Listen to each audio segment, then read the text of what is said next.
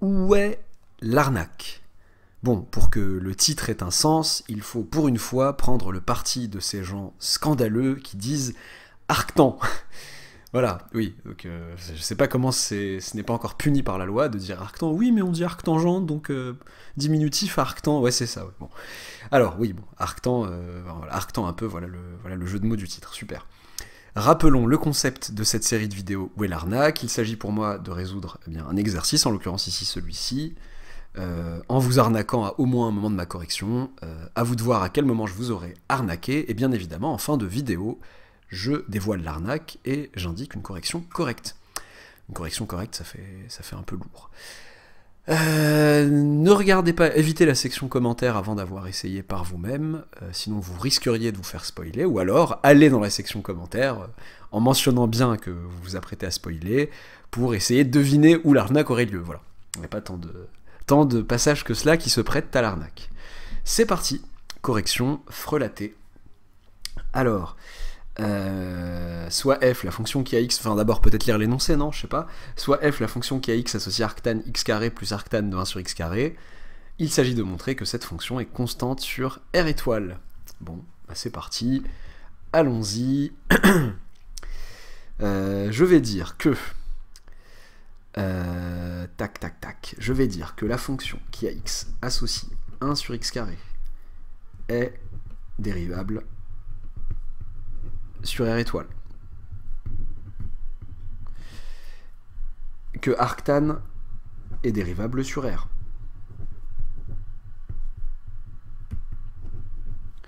Que la fonction qui a x associe x carré est aussi dérivable sur R étoile d'ailleurs. Arctan dérivable sur R, c'est pour dire, quelle que soit la chose que je vais donner à arctan à l'intérieur de arctan, bon bah arctan va pouvoir se débrouiller pour conserver la chaîne de la dérivabilité. Par composé et somme de fonctions dérivables,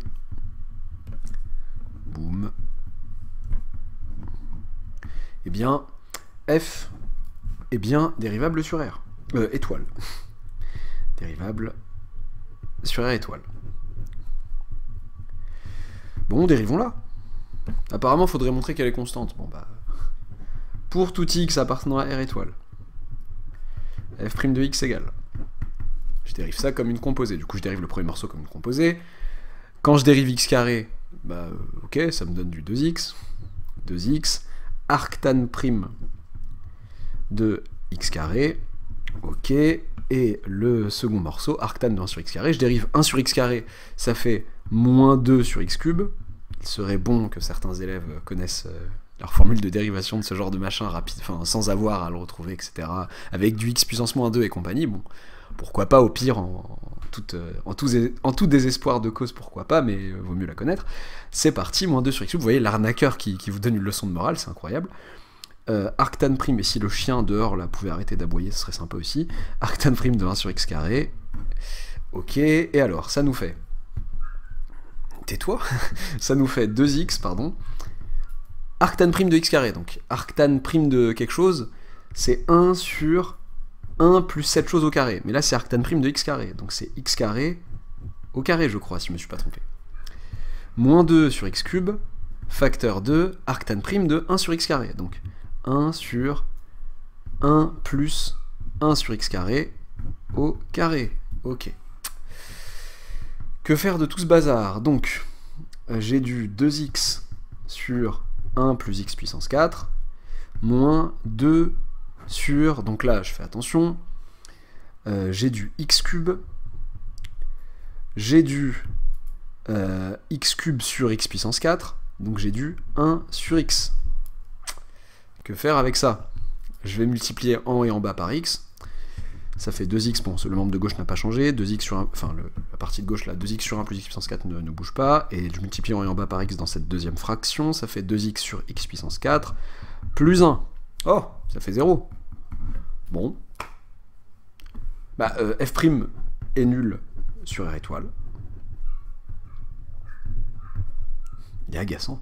Donc, je sais pas si vous l'entendez à la vidéo, donc, eh bien, je sais pas moi, f est constante sur R étoile.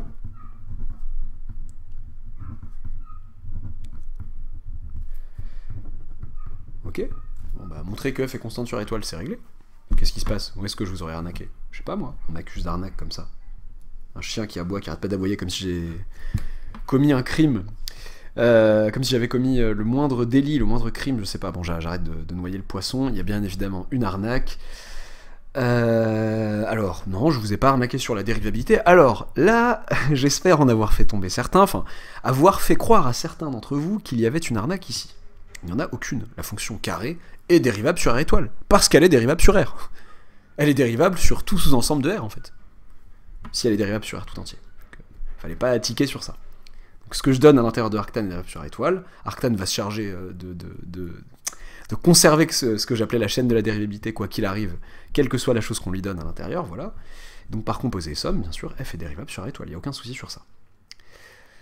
Ok, maintenant pour la dérivée, f' de x, ça fait 2x arctan prime de x carré, moins 2 sur x cube arctan prime de 1 sur x carré, ça pose pas de problème. Je vous ai pas arnaqué non plus sur cette composée dérivée. Arctan prime de x c'est 1 sur 1 plus x carré, donc, enfin arctan prime de x carré c'est 1 sur 1 plus x carré au carré, et l'autre là bah, c'est 1 sur 1 plus 1 sur x carré au carré, pas d'arnaque non plus. Ça fait bien 0, pas d'arnaque non plus. F' est bien nul sur R étoile. Mais F' nul sur R étoile n'implique pas F constante sur R étoile. Attention. R étoile n'est pas un intervalle. Il y a une autre vidéo récente de la chaîne qui n'est pas un Où est l'arnaque, où il y a eu un passage comme ça, où je rappelais que R étoile n'était pas un intervalle. Donc vos histoires là de f' positive f' positive donc f croissante, f' négative donc f décroissante, f' nul donc f constante, c'est valable sur des intervalles. C'est pas valable en général. Oui mais que faire dans ce cas-là, dans cet exo alors? R étoile, juste pour être clair, R étoile c'est une réunion de deux intervalles. Moins l'infini 0 ouvert, union 0 ouvert plus l'infini de deux intervalles disjoints. Donc me dire que f est constante sur chacun des intervalles pris séparément, ça oui. C'est ça qu'on aurait pu dire. F est constante sur 0 ouvert plus l'infini et sur moins l'infini ouvert 0. Ok, bon.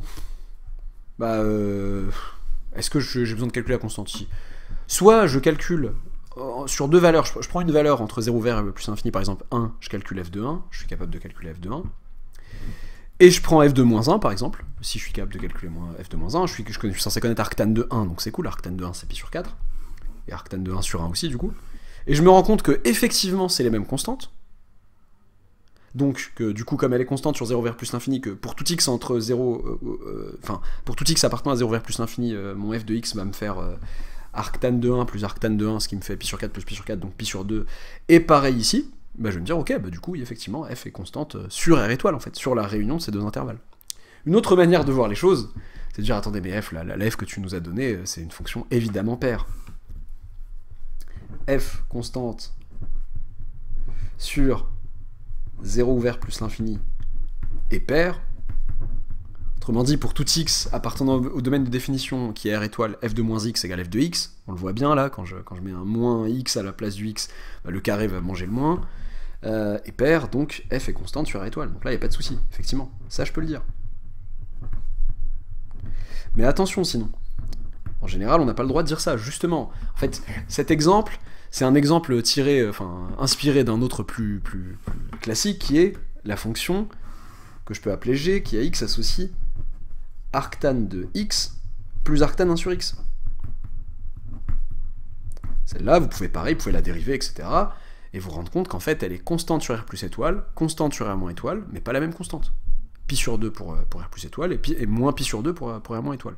En fait, je me suis inspiré de ça, hein, très lourdement inspiré de ça. En réalité, le fait que f est constante sur R étoile, ma f à moi, vient bien évidemment du fait que cette g est constante sur R plus étoile. J'aurais aussi pu passer par cette fonction g. Hein. J'aurais pu passer par g et ensuite constater que ma f à moi vérifie f de x égale g de x carré. Et x carré, quand x se balade dans R étoile, x carré se balade dans R plus étoile et reste dans R plus étoile.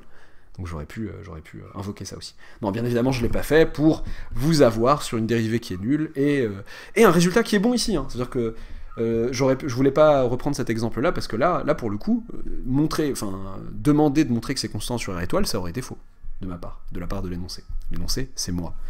Donc, non, plus sérieusement, là, effectivement, elle est bien constante sur étoile, mais pas pour la raison que, ah tiens, quand je la dérive, ça fait 0 sur étoile. Faire très attention à ça.